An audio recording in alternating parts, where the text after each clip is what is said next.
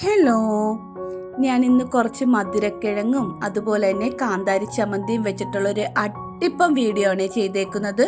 ഭയങ്കര ടേസ്റ്റ് ആയിരുന്നു മധുരക്കിഴങ്ങും കാന്താരി ചമ്മന്തിയും കഴിക്കാനായിട്ട്.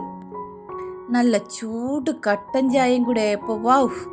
അപ്പോൾ എല്ലാവരും കയറി എൻ്റെ ചാനലിൽ കയറി ഈ ഫുൾ വീഡിയോ കാണണം. അതുപോലെ തന്നെ എൻ്റെ പുതിയ ചാനലാണ്, നിങ്ങളുടെ ഫുൾ സപ്പോർട്ട് ഞാൻ പ്രതീക്ഷിക്കുന്നു.